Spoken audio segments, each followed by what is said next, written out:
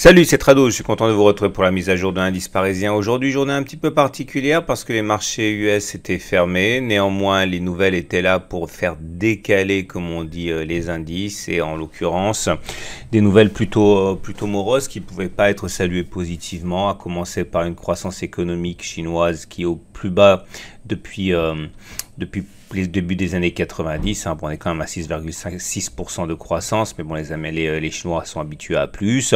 Et puis bien sûr, les deux impasses du moment, le shutdown américain et également le Brexit. Donc bon, dans l'absence de signaux tracteurs, on va dire, des États-Unis, les marchés européens ont consolidé 0,17% dans le négatif pour le CAC 40, mais on a envie de dire que c'est pas cher payé, puisque d'une part la zone de résistance des 4732, 4814 qui a été cassée, eh bien, est toujours préservée, hein. Le pire des scénarios eût été que l'on passe au-dessus et que l'on repasse en dessous, hein, montrant finalement une sorte de fausse manœuvre des marchés. Là, pas du tout, hein. La consolidation elle est minimale à 0,17%.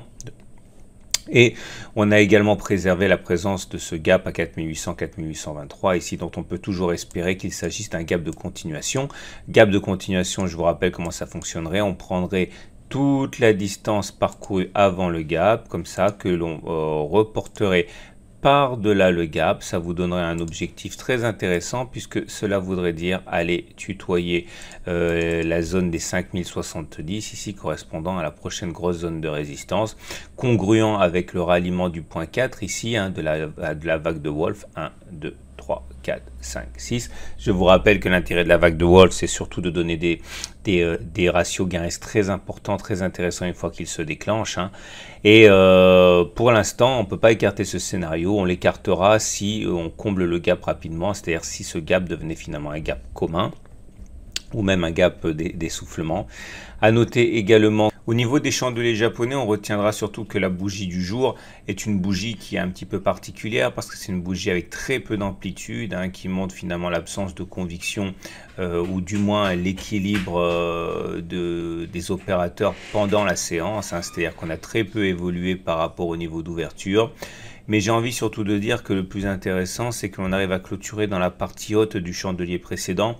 Autrement dit, la pression baissière a été très très faible, hein, et sûrement pas suffisante pour entamer la bonne humeur de la séance précédente. On va dire que c'est globalement haussier, hein, finalement, une séance de temporisation. Quand on a pris 1,7% à la veille, c'est pas non plus extrêmement surprenant.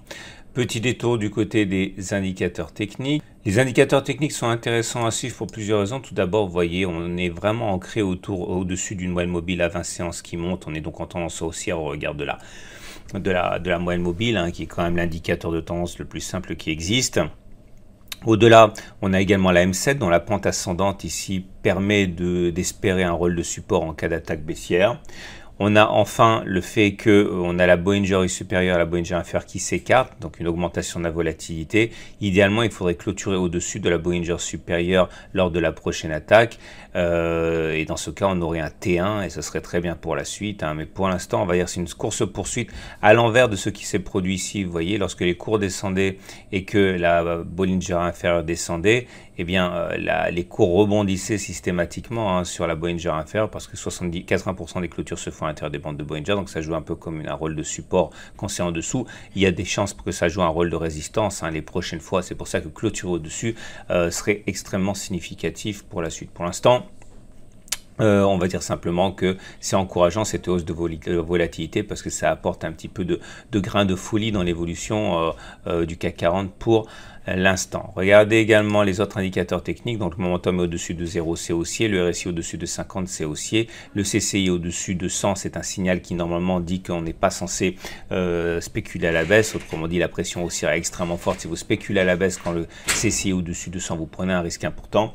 Vous avez également le MACD qui est au-dessus de son signal. Bon bref, tout est aussi au niveau des indicateurs techniques. Ça veut dire aussi en creux que, en toute logique, les consolidations à partir de maintenant seraient à mettre au profit d'un renforcement ou d'une entrée en position, hein. Ça veut dire ça que la tendance est haussière, hein. C'est que la consolidation est normale, mais ce serait une sorte de respiration avant de reprise de la hausse. Bon, c'est une règle générale qu'il faut juger au cas par cas. En tout cas, tout ça, c'est haussier. Le seul élément inquiétant, c'est la divergence baissière cachée sur MACD. Vous voyez, les cours ont fait des plus hauts sur le MACD entre cette date et cette date, mais ils n'ont pas fait de plus haut sur les cours entre les mêmes dates.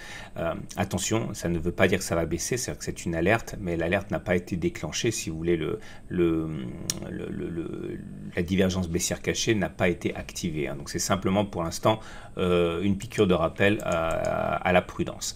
Voilà ce qu'on pouvait dire. Regardez maintenant l'Ishimoku pour terminer, qui lui aussi, on l'a dit, vous savez qu'on le dit depuis pas mal de temps, que même si la tendance elle est baissière avec le nuage Ishimoku qui descend, on a des éléments qui militent pour une neutralisation de la tendance, puisque d'une part, je vais faire un peu le ménage. Si vous voulez la même plateforme graphique que moi, c'est facile, il y a un lien en dessous de l'article, hein, c'est gratuit. Regardez donc la Tenkan et la Kijun qui se sont croisés, contrairement à ce qu'on peut lire sur des sites, on va dire pas forcément les plus au fait. Hein. De l'Ishimoku, ça ne veut pas dire tendance haussière, hein, ça veut dire c'est encore moins un signal d'achat. Enfin, ça peut l'être, mais simplement certaines conditions qui ne sont pas réunies ici. Ça veut simplement dire ici que les velléités haussières sont là et qu'on est va peut-être assister à un twist du nuage. Le twist du nuage, regardez le précédent qui s'est produit, c'était là. Ça fait passer d'une tendance neutre à une tendance baissière. Donc en tout cas, si on a un twist, ça voudrait dire qu'on a la tendance baissière qui est peut-être en train de s'inverser. On verra. Et vous avez également, alors je tiens à le dire quand même, un challenge important qui va se présenter pour les cours. C'est celui de la lagging span. Regardez, paf.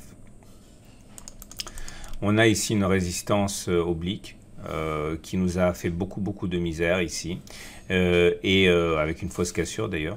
Et il y a de fortes chances pour que le prochain mouvement impulsif important soit donné par une cassure de la lagging span qui passerait au-dessus de l'oblique. On surveillera ça de très près, ce serait pour dans 2 ou 3 séances, mais je pense vraiment que si la lagging span passait au-dessus de cette oblique noire, on pourrait avoir une impulsion haussière d'importance. On suivra ça donc.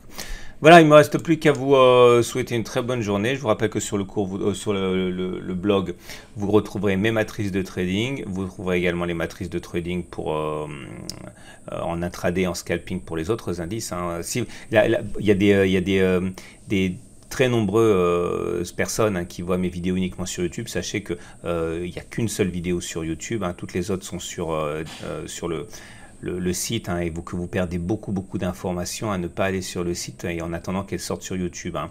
Voilà, notamment les matrices de trading sur les autres indices et sur le Forex. Voilà, je vous souhaite une très bonne journée. Je vous dis à demain pour la mise à jour.